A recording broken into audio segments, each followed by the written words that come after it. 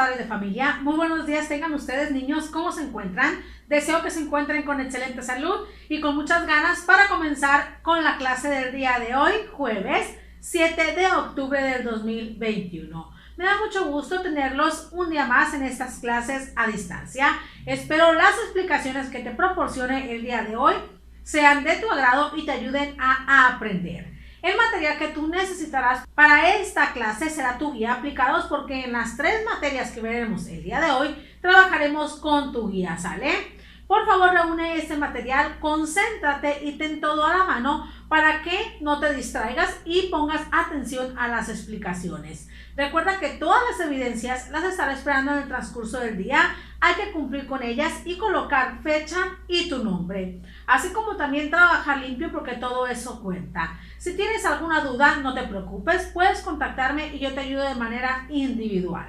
Recuerda echarle muchísimas ganas a estas clases a distancia, ya que estas te permiten aprender día a día, ¿sale? Entonces, prepárate, ponte cómodo, vamos a iniciar y concéntrate.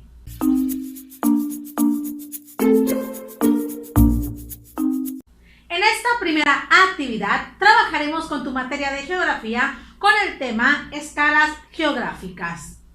Recuerda que para esta actividad necesitarás tu guía aplicados. Pon mucha atención, por favor. Antes de iniciar con la explicación, quisiera preguntarte, ¿para qué nos servirá un mapa? ¿Cuáles son los elementos que debe llevar el mapa? ¿Para qué nos puede servir una escala y por qué es tan importante identificarla? Excelente, niños, vamos a iniciar, así que concéntrense, por favor. Primero, iniciar explicando qué es un mapa. Recuerda que un mapa es una imagen reducida de la Tierra. En el mapa podemos localizar continentes, océanos, países, relieves, etc. El mapa debe de llevar algunos elementos muy importantes. ¿Para qué? Para que esté completo. ¿Cuáles son esos elementos? El título, la simbología, la rosa de los vientos, las coordenadas geográficas y la escala. En esta ocasión nosotros vamos a estudiar la escala, los tipos de escala y cuáles son las escalas de análisis que podemos utilizar en cada uno de los mapas. Entonces, niños, para ustedes, ¿qué es la escala y por qué es tan importante? Recordemos que la escala es la que nos va a decir a nosotros qué tantas veces se redujo esa imagen en el mapa o qué tantas veces eso que estamos localizando en el mapa está reducido. También recordemos que existen distintos tipos de escala. Entre el primer conjunto tenemos la numérica y la gráfica. Tanto la numérica como la gráfica nos van a decir qué tantas veces se redujo esa imagen del mapa o ese objeto que nosotros estamos identificando. Pero la diferencia está en que la numérica está representada por números y nos va a decir los centímetros que se redujo esa imagen. Y la gráfica va a estar representada por líneas o cuadritos de colores. Y esa escala nos va a decir los kilómetros que se redujo el mapa, ¿sale, niños? Esa es la diferencia entre la escala numérica y la escala gráfica, pero ambas nos van a decir a nosotros qué tantas veces se redujo esa imagen o ese objeto o ese relieve que nosotros estamos identificando, pero una va a estar representada por números y otra va a estar representada por líneas y cuadritos. También nosotros en el mapa podemos identificar la escala chica y la escala grande. ¿En qué consiste la escala chica y la escala grande? La escala chica nos permite a nosotros ver superficies grandes. ¿Por qué? Porque entre más chica esté la escala, más chica va a estar la imagen. Entonces, si nosotros queremos observar el mundo entero, nos serviría una escala chica porque ahí va a aparecer todo el mundo de manera chiquita, ¿sale? Entonces, la escala chica, niños, nos permite ver las imágenes, pero con poco detalle. ¿Por qué? Porque la imagen va a aparecer chiquitita, va a aparecer pequeñita. A diferencia de esta, tenemos la escala grande. La escala grande nos va a permitir observar los lugares, pero de manera cercana. Mientras más grande esté la escala, el lugar lo vamos a poder ver de más cerquita. Por eso se le conoce escala chica y escala grande, porque con la escala chica vamos a ver los mapas de manera pequeñita y con la escala grande vamos a ver los lugares de forma más cercana. ¿Sale, niños? ¿Hasta ahí vamos bien? Excelente. Pero niños, para estudiar el espacio geográfico, la geografía, recuerden que utiliza 5 tipos de escalas de análisis. Pero, ¿qué es el espacio geográfico? Recuerden que ya les había comentado que el espacio geográfico es todo lo que nos rodea: océanos, mares, continentes, países, relieves, etc. Entonces, estas escalas de análisis las utilizan para estudiar ese espacio geográfico. Pero, ¿cuáles son las escalas de análisis que podemos encontrar? La primera de ellas se llama mundial. ¿En qué consiste la escala mundial? La escala mundial nos va a permitir a nosotros estudiar el mundo entero. Todo lo que nos rodea, ya sean continentes, océanos, mares, países, pero todo junto, ¿sale? Esto también nos va a permitir identificar los relieves, regiones, climas, etcétera, pero de todo el mundo. Entonces, la escala mundial nos permite estudiar el espacio geográfico, pero de toda la Tierra, ¿sale? ¿Hasta ahí vamos bien? Excelente. Seguimos con otra escala que se llama continental. ¿En qué consiste la escala continental? Este tipo de escala nos va a permitir estudiar a un continente, ¿sale? Entonces, la escala continental nos permite estudiar los continentes, pero por separado. Si tú quieres estudiar el continente africano, te va a aparecer en la escala continental solamente el mapa del continente africano, y si quieres estudiar el continente americano, solamente te va a aparecer la imagen del continente americano. Entonces, la escala continental nos va a permitir estudiar los continentes, pero de forma individual, ya sean sus climas, relieves, países que integran a ese continente, su población, aspectos culturales, naturales, etc. Pero solamente de un continente y de los demás continentes, pero por separado, ¿sale? ¿Vamos bien? Siguiendo con las escalas de análisis, también tenemos a la escala nacional. ¿En qué consiste la escala nacional? Esta nos va a permitir estudiar regiones, relieves, climas, población, etcétera, pero de cada país por separado. Por ejemplo, si yo quiero estudiar a México, la escala nacional solamente me va a proporcionar el mapa de México. Si yo quiero estudiar a Estados Unidos, la escala nacional me va a permitir observar solamente el mapa del país de Estados Unidos. Entonces, la escala nacional nos va a permitir estudiar a cada país, pero de manera individual. Mediante la escala nacional podemos estudiar nosotros los estados y capitales de cada uno de los países, niños, las regiones, los relieves que integran, pero cada país por separado. Siguiendo con los tipos de escalas de análisis, tenemos también la estatal. ¿En qué consiste la estatal? La estatal nos va a permitir estudiar los estados, pero de manera separada. Por ejemplo, si yo quiero estudiar a Sinaloa, la escala estatal me va a permitir estudiar nada más a ese estado y me va a mostrar su mapa. Y voy a poder estudiar sus municipios, sus carreteras, sus ciudades, etcétera, pero de ese estado nada más. Entonces, la estatal nos va a permitir estudiar los estados por separado y entre ellos sus municipios, ciudades, pueblos, etcétera. ¿Sale, niños? Y finalmente también tenemos la escala municipal. ¿En qué consiste la escala municipal? Esta nos va a permitir estudiar los municipios de los estados, pero de manera individual, y entre esos estudios pueden estar las carreteras de los municipios, las ciudades de esos municipios, los pueblitos, los relieves, etcétera. Todo lo que tenga que ver con ese municipio, pero solamente de manera individual. Por ejemplo, si yo quiero estudiar a Mazatlán, la escala municipal solamente me va a proporcionar el mapa del municipio de Mazatlán. ¿Sale, niños? Entonces, mediante la escala municipal, podemos estudiar los municipios, pero de manera individual. Hasta ahí, entonces, queda claro lo que tiene que ver con las escalas geográficas. Recuerden que existen diferentes tipos de escala, como la numérica, la gráfica, la chica, la grande, y también 5 escalas de análisis, que son la mundial, continental, nacional, estatal y municipal. Entonces, ¿queda claro hasta ahí el tema? Muy bien, niños, vámonos a la actividad, por favor. Espero mis explicaciones te sirvan para que la puedas realizar. Pon atención. Te vas a ubicar en tu guía aplicados, página 219. En el punto número 1 vas a escribir la escala de análisis que tiene cada uno de los mapas y vas a contestar la siguiente pregunta. ¿Qué diferencias observas entre las escalas de análisis representadas Ahí vas a escribir qué diferencias observas entre las escalas que se presentan en los mapas. Después te pasarás al punto número 2. Y ahí vas a encerrar la escala numérica de ese mapa, ¿sale? La escala gráfica no la van a encerrar la escala numérica porque ese mapa tiene las dos escalas, tanto la numérica como la gráfica. Pero solamente vas a encerrar la escala numérica, ¿sale? Esa sería tu actividad, ¿queda clara entonces? Excelente, niños, tómense todo el tiempo que ustedes requieran para finalizarla y una vez terminada pasaremos a la actividad número 2.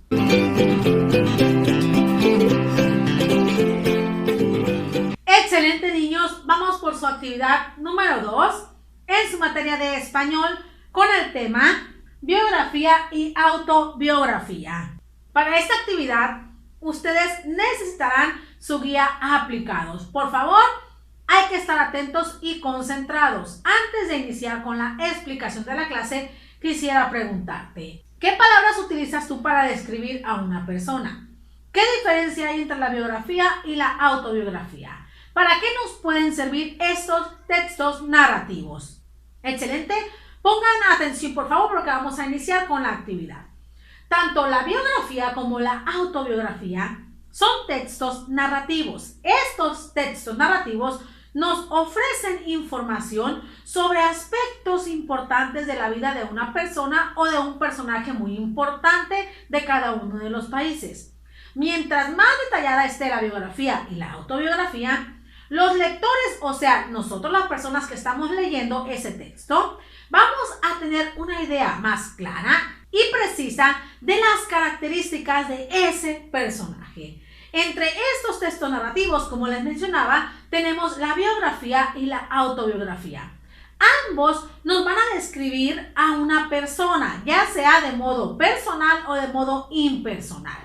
A continuación te mencionaré las características de la biografía y de la autobiografía. Así que estén muy atentos, por favor. Les recuerdo que en las clases anteriores habíamos explicado que la biografía era un texto narrativo que tenía como objetivo contar la historia de otra persona. En la biografía se utiliza un narrador y el narrador es el que va contando la historia de alguien más. Entonces, para eso va a servir la biografía, para contar la historia de otra persona o de algún personaje muy importante. La biografía se escribe en tercera persona. ¿Qué significa en tercera persona? Que alguien más está contando esa historia. Por lo tanto, también se debe de utilizar el punto de vista impersonal. ¿Qué significa impersonal? Que tú no metes tu opinión, que solamente estás contando lo que le pasó a esa persona. En esta biografía, recuerden que se utilizan verbos en pasado, pero escritos en tercera persona. Por ejemplo, vivió, comió, estudió, brincó, recortó, etc. ¿Por qué? Porque con esos verbos estás diciendo tú que eso le sucedió a otra persona. La biografía, recuerden también que se debe estructurar de manera cronológica. ¿Qué significa cronológica? Que debemos incluir primero lo que pasó en la niñez, después en la juventud, en la adultez, vejez y hasta que murió. En la mayoría de las biografías siempre debemos escribir la fecha en que nació y la fecha en que murió. Recuerden que también en la biografía se deben de escribir hechos reales y verdaderos porque no podemos contar mentira. En la biografía nosotros podemos estructurar hechos, por ejemplo, de anécdotas, estudios, familia, defectos, dificultades, logros, qué pasó con él en infancia, dónde estudió, etc. Todos los aspectos importantes de la vida de otra persona. Ese es el objetivo de la biografía. Y recuerden que algunas biografías también pueden llevar fotografías de ese personaje. ¿Sale, niños? Entonces, no se les olvide, niños, que la biografía está escrita en tercera persona. Eso quiere decir que alguien más cuenta la historia y que el objetivo de esta es contar la historia de alguien importante o de alguna persona. Recuerden que aquí también se utilizan los verbos escritos en pasado, pero en tercera persona. Por ejemplo, brincó, murió, nació, comió, etc. A continuación, te mostraré un ejemplo de biografía, ¿sale?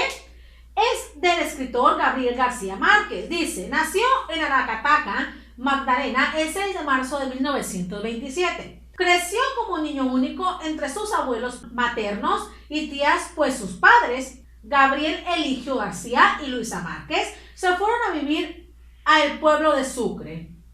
Su familia lo envió a estudiar fuera, ya que le interesaba mucho la literatura. Al final de sus días fue muy buen escritor. Si nos fijamos, esta biografía está escrita en tercera persona y utiliza verbos en tercera persona y en pasado, por ejemplo, nació, creció, envió y fue. Pero también utiliza pronombres escritos en tercera persona. Por ejemplo, sus, aquí utilizamos dos, su, le y lo, ¿sale? Esos son pronombres en tercera persona. ¿Por qué? Porque con eso está diciendo que le sucedió a alguien más. Hasta ahí queda claro lo que es la biografía entonces, niños. Excelente. Ahora les voy a mencionar qué características debe tener una autobiografía. Recordemos que en las clases anteriores les explicaba que la autobiografía tiene como objetivo contar la historia de la propia persona. Aquí no se utiliza un narrador, ya que la propia persona cuenta su historia y los aspectos importantes de su vida. Recuerden que la autobiografía está escrita en primera persona. ¿Qué significa en primera persona? Que la persona que vivió esos sucesos está contando la historia. Esta autobiografía también debe de estar escrita de manera cronológica. ¿Qué significa cronológica? Que tiene que contar primero lo que le pasó en la niñez, en la juventud, adultez, vejez, etc. En la autobiografía no se incluye la fecha cuando murió. ¿Por qué? Porque la persona está contando su propia historia y no la puede contar fallecida. Solamente en la biografía se puede incluir la fecha de muerte, pero en la autobiografía no. En la autobiografía sí se incluye la fecha de nacimiento, pero no la de muerte, ¿sale? También en la autobiografía debemos de contar hechos verdaderos porque deben de ser verídicos y hechos reales. Recordemos también que en la autobiografía se deben incluir anécdotas, logros, dificultades, amores, qué estudió esa persona, todo lo que realizó en su vida. Y aquí, en esta autobiografía, recordemos que se utilizan verbos escritos en primera persona y en pasado. ¿Como cuáles? Como nací, crecí, fui, etcétera, porque eso me está contando a mí que la propia persona está escribiendo y expresando su historia. Recordemos que en la autobiografía se utilizan pronombres en primera persona, por ejemplo, mis, me, mi, yo. ¿Por qué? Porque la persona está contando algo que a ella le sucedió. A diferencia de la biografía, recuerden que la autobiografía puede incluir sentimientos y emociones, porque aquí el mismo autor puede agregar algún sentimiento o emoción que le cause el recordar estos hechos. También recuerden que en la autobiografía se puede agregar el punto de vista personal. ¿Qué significa personal? Que la persona puede agregar cualquier comentario y su lenguaje puede ser libre. Su lenguaje no necesariamente es formal como en la biografía, ya que aquí el autor puede expresar su autobiografía como mejor le plazca, ¿sale? A continuación te mostraré la autobiografía de Gabriel García Márquez. Fíjense cómo cambia, ¿sale? Nací en Aracataca, Magdalena, el 6 de marzo de 1927. Crecí como niño único entre mis abuelos maternos y tías, pues mis padres Gabriel Eligio García y Luisa Márquez se fueron a vivir al pueblo de Sucre. Mi familia me envió a estudiar fuera, ya que me interesaba mucho la literatura. Al final de mis días fui muy buen escritor. Fíjense bien en esta biografía y en esta autobiografía, porque cambian tanto los verbos y los pronombres. Entonces, niños, queda claro hasta ahí la diferencia que existe entre la biografía y la autobiografía. Recuerden que ambas nos van a servir a nosotros para expresar aspectos importantes de la vida de alguien o de la propia persona. A continuación, te mencionaré qué es lo que cambia de una biografía a una autobiografía, porque ustedes lo necesitarán para su actividad. Pongan atención. Si nos fijamos, en esta biografía utilizamos verbos en tercera persona y en pasado como nació, creció y fue. Entonces, para cambiar a una autobiografía, estos verbos se tuvieron que cambiar a primera persona. ¿Cómo fue eso? Porque la propia persona cuenta su historia. Fíjense bien. De nació se cambió a nací. De creció se cambió a crecí. Y de fue se cambió a fui. ¿Por qué? Porque en la autobiografía la propia persona cuenta su historia, por lo tanto necesitamos verbos en pasado pero escritos en primera persona. Si nos fijamos, aquí utilizamos pronombres escritos en tercera persona como sus, utilizamos dos, su, lo y le. ¿Sale? Estos pronombres los tuvimos que cambiar a primera persona para convertir esta autobiografía. Fíjense bien. Sus abuelos se cambió por mis abuelos. Mis padres se cambió por sus padres. ¿Sale? Su familia se cambió por mi familia. Lo envió, me envió. Me interesaba y acá dice le interesaba. ¿Sale? Entonces, si se fijan, niños, para convertir una biografía en una autobiografía, solo se tienen que cambiar los verbos y los pronombres que están escritos en tercera persona a primera persona, ¿sale?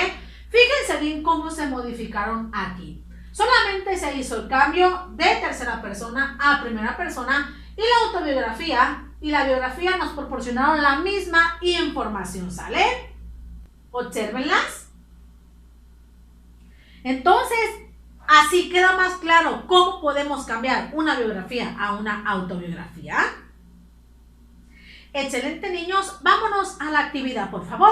Pongan mucha atención. Se van a ubicar en su guía aplicados, en la página 15 y en la página 16. En el punto número 1, van a encerrar con rojo el texto que sea una biografía y con azul el texto que sea una autobiografía. Y en el punto número 2, vas a explicar cómo lo identificaste. En el punto número 3, vas a escribir F si la afirmación es falsa y V si la afirmación es verdadera, según sean las características de la biografía y de la autobiografía. Posteriormente te pasarás al punto número 4. Ahí vas a unir los fragmentos que completen tanto la biografía como la autobiografía. Fíjate bien que los textos que unas sean coherentes, porque los unidos deben de ser de la biografía y de la autobiografía de manera separada, ¿sale? Después te ubicarás en el punto número 5. Vas a elegir las palabras que completen esa autobiografía. Fíjate bien que la autobiografía debe de estar escrita en primera persona. Entonces, vas a elegir tú ahí las palabritas que completen esa autobiografía que debe de estar escrita en primera persona, ¿sale? Posteriormente te pasarás al punto número 6. Ahí vas a responder la siguiente pregunta. ¿Cuál es la función del texto anterior? ¿Para qué sirve la autobiografía? Ahí lo vas a poner. ¿O cuál es el objetivo de la autobiografía? Y finalmente en el punto número 7 vas a transcribir la autobiografía del punto número 5, pero la vas a convertir a biografía, modificando los verbos y los pronombres a tercera persona, ¿sale? Fíjate bien cómo cambia una autobiografía a una biografía, porque en ese punto número 7 cambiarás la autobiografía del punto 5 para convertirla a una biografía, ¿sale? Recuerda que tienes que modificar los verbos y los pronombres, ¿sale? Entonces, ¿queda clara hasta ahí su actividad? Excelente, niños. Tómense todo el tiempo que ustedes requieran para finalizarla y una vez terminada pasaremos a la actividad número 3.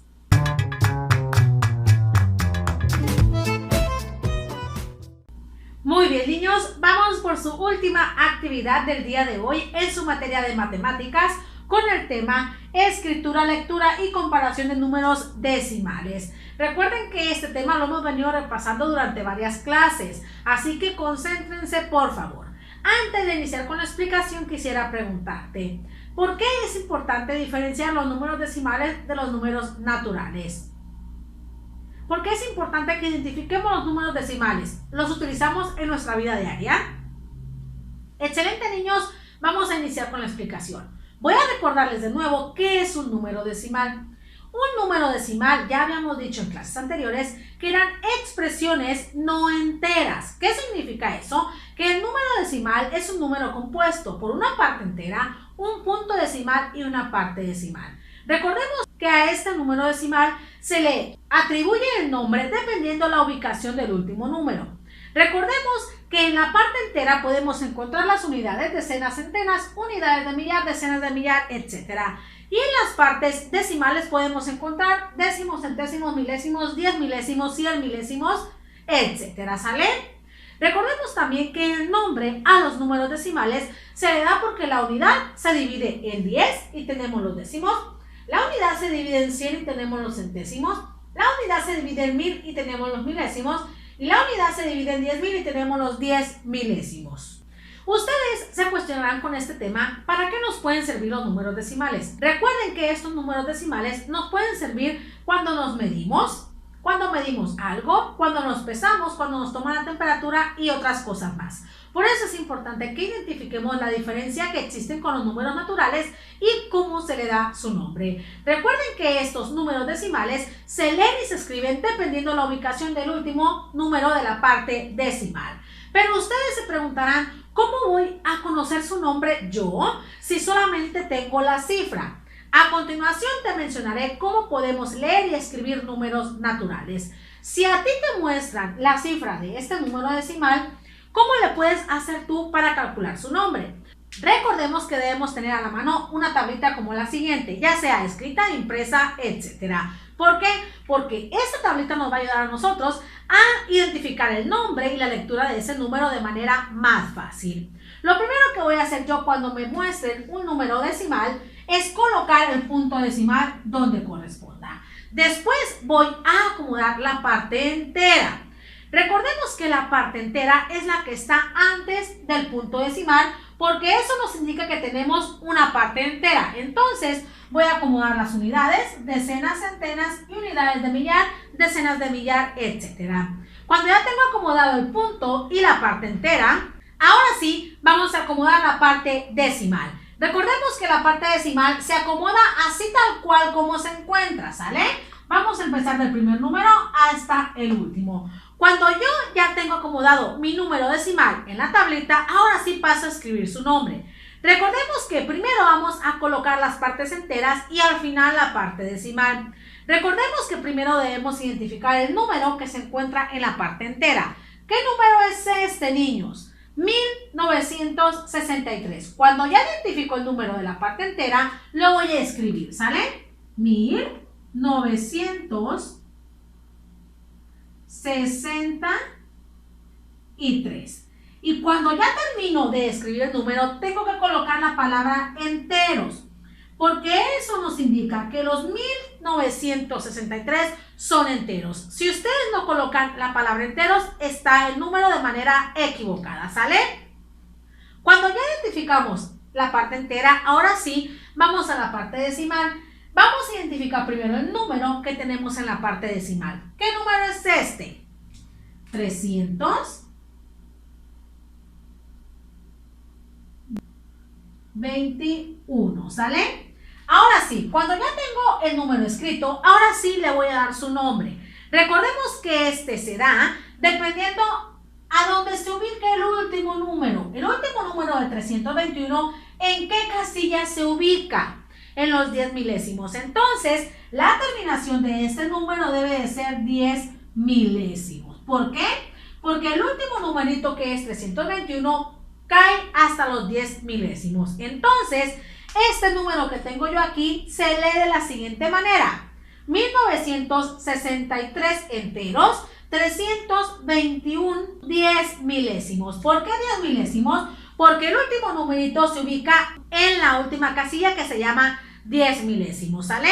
Ahora paso a explicar otro ejemplo. Fíjense bien aquí que tenemos 20.003. Lo primero que voy a hacer yo es colocar el punto decimal y después acomodar la parte entera. Recordemos que la parte entera es la que está antes del punto. Colocamos las unidades y decenas. Una vez que tengo el número entero, paso a acomodar el número decimal. Así como está aquí, así lo tenemos que acomodar. Cuando ya esté acomodado en su tablita, ahora sí paso a escribir el nombre de este número. Primero voy a escribir el número de la parte entera. ¿Qué número está en la parte entera? 20, ¿verdad? Lo escribo. Pero tenemos que colocarle la terminación enteros porque eso nos indica que el 20 está en la parte entera. Como les digo, si ustedes no se lo escriben, el número está mal escrito, ¿sale? Cuando ya tenemos el número entero, ahora sí pasamos a escribir el decimal. Identificamos qué número es este, 3, ¿verdad?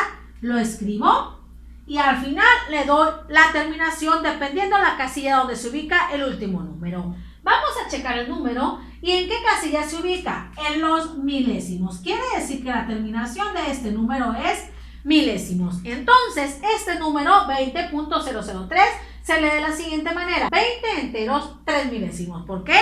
Porque son 20 en la parte entera y 3 en la parte de los decimales y se encuentra hasta los milésimos, ¿sale? Ahora voy a pasar a explicarte cómo poder calcular la cifra de ese número si solamente tengo su nombre. Cuando a ti te muestren solamente el nombre de ese número decimal, ¿cómo le puedes hacer para calcular la cifra si no tienes idea cómo se calcula? Bueno, lo primero que vamos a realizar nosotros es marcar las palabras claves. ¿Y cuáles son las palabras claves? La palabra enteros y alguna palabra decimal que pueden ser décimos, centésimos, milésimos, 10 milésimos, etc. Entonces vamos a leer el primer número y vamos a marcar las palabras claves, ¿sale? 832 10 milésimos. Nada más tenemos una palabra clave y con eso me doy cuenta aquí que no tengo parte entera. Cuando ya marqué las palabras claves, ahora sí, primero coloco el punto decimal. Posteriormente identifico la parte entera. Como no tengo aquí la palabra enteros, quiere decir que no tengo parte entera, ¿sale? Y colocamos el 0. Cuando ya hayas tú identificado la parte entera, ahora sí paso a identificar la parte decimal. Primero voy a identificar a qué número se refiere. 832. Pero la terminación de ese número es 10 milésimos. Entonces, ¿hasta qué casilla debe de ubicarse el último número del 832? Hasta la casilla de los 10 milésimos. Quiere decir que el último número de los 832 debe llegar a los 10 milésimos, ¿sale? Vamos a colocarlo. Ahí está. Pero como pueden observar, hay un hueco en los décimos. Cuando no tenemos décimos o centésimos o milésimos, pero sí 10 milésimos, ¿qué número le voy a colocar aquí yo para completar este número decimal? Un 0, porque si no le coloco el 0, el número estaría escrito de manera equivocada. Entonces, cuando haya huecos, niños, ustedes deben de colocar el número 0. ¿Para qué? Para completar el número. Entonces, este numerito de aquí, 832 10 milésimos, se escribe de la siguiente manera, ¿sale? ¿Por qué? Porque son 832 10 milésimos de la parte decimal, nada más. Vamos con el segundo ejemplo. Lo primero que voy a hacer yo es subrayar e identificar las palabras claves que son entero y alguna palabra decimal que pueden ser décimos, centésimos, milésimos, 10 milésimos, etc. Cuando ya hayas tú identificado esa palabra clave, ahora sí colocamos el punto decimal y vamos a identificar primero la parte entera. Entonces, aquí en este número, ¿qué número está antes de la palabra enteros? 33. Quiere decir que el número 33 corresponde a la parte entera y vamos a colocar las unidades y las decenas. Cuando ya tú hayas ubicado la parte entera, vamos a la parte decimal. Vemos que dice 15 centésimos. Quiere decir que se tiene que ubicar el último número en la casilla de los centésimos. ¿Y qué número es el que vamos a escribir? 15. Entonces quiere decir que ahí va a quedar. ¿Por qué? Porque el último número del 15 debe de permanecer en la casilla de los centésimos. Entonces el número 33 enteros, 15 centésimos, se escribe de la siguiente manera. ¿Sale, niños? Así pueden ustedes identificar cómo se escribe y cómo podemos colocar la cifra de un número decimal. Ahora paso a explicar cómo poder comparar los números decimales e identificar qué número es mayor y qué número es menor. Para realizar la comparación de números decimales, nosotros podemos utilizar el signo mayor que, menor que, igual que. Recuerda que la comparación de números decimales te van a permitir a ti identificar qué número es mayor y qué número es menor o qué números son iguales. Pero a ti se te pueden presentar diferentes conjuntos de números. A continuación te explico cómo puedes identificar cuando uno es mayor al otro. Si a ti te muestran un conjunto de números, ¿cómo le puedes hacer para identificar cuál es mayor y cuál es menor? Lo primero que debes hacer es comparar las partes enteras. Recuerda que las partes enteras es la que está antes del punto decimal. Si nosotros en el primer conjunto de números comparamos la parte entera, vemos que este es 8 y este es 7. Con eso nos damos cuenta qué número es mayor y qué número es menor, ¿verdad? Porque 8 es mayor a 7. Entonces quiere decir que 8.9 es mayor a 7.9, ¿sale? Pero ¿qué podemos hacer cuando se nos presentan dos números, pero la parte entera es la misma? Lo que vamos a hacer aquí es comparar la parte entera y si esta es la misma, comparar la parte decimal iniciando desde los décimos, centésimos, milésimos y así sucesivamente hasta llegar al último número, ¿sale? Aquí se te muestra el siguiente número, 2.9 y 2.7. Si comparamos la parte entera, vemos que es la misma. Vamos a comparar la parte decimal, 9 y 7. Ahí nos damos cuenta, niños, que el 9 es más grande que el 7. Entonces, ahí sí ya podemos identificar qué número es mayor y qué número es menor.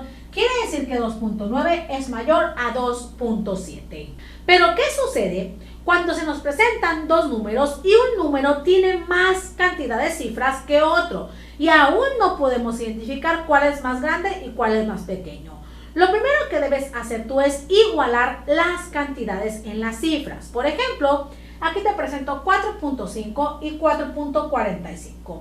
Entonces, aquí lo primero que tenemos que hacer es igualar la cantidad de las cifras para no confundirnos. Si este número tiene dos números después del punto, este también debe de tener dos números después del punto. Pero, ¿qué número vamos a agregar aquí para poderlo completar? El 0. ¿Por qué? Porque con el 0 ya completamos la misma cantidad de cifras. Cuando ya tenemos completo el número, ahora sí pasamos a comparar.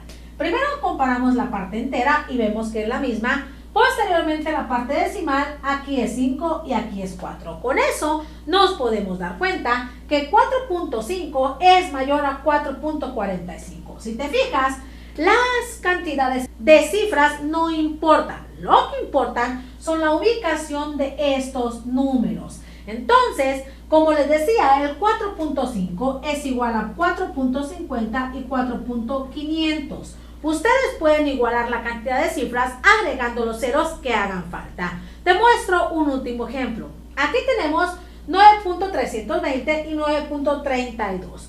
Si observas, tienen distintas cantidades en las cifras del número decimal. Lo que vas a hacer tú aquí es completar el número para que ambos tengan la misma cantidad de cifras agregando un 0. ¿Por qué? Porque este numerito tiene 3 números después del punto y este también debe de tener los 3. Cuando ya hayamos igualado este numerito, ahora sí pasamos a la comparación. Comparamos la parte entera y vemos que es la misma. Comparamos el primer numerito decimal, vemos que es 3 y 3. Comparamos el segundo numerito y vemos que es igual también. Y comparamos el tercero y vemos que también son iguales. Quiere decir que ambos numeritos son iguales aunque se escriban diferente. Porque 9.320 es igual a 9.32 o 9.3200, ¿sale? Porque solamente se le va agregando el 0 para hacer la igualación. ¿Entendido hasta ahí? Excelente, niños. Ahora con esta explicación ustedes van a poder realizar la actividad. Espero todo esto que les dije les ayude para que puedan finalizarla. Se ubicarán en su guía aplicados, página 93. Se ubicarán en el punto 4.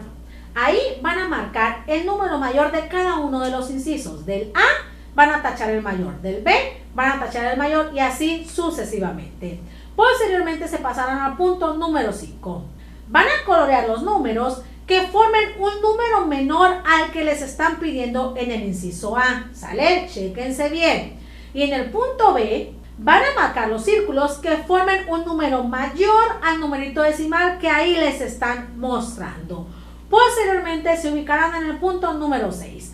Van a leer el problema y van a completar la tabla ordenando los números decimales de menor a mayor que te proporcionaron en el problema. Te repito, vas a leer el problema y vas a identificar los números decimales y en la tabla los vas a ordenar de menor a mayor. Recuerda cómo puedes realizar las comparaciones, ¿sale?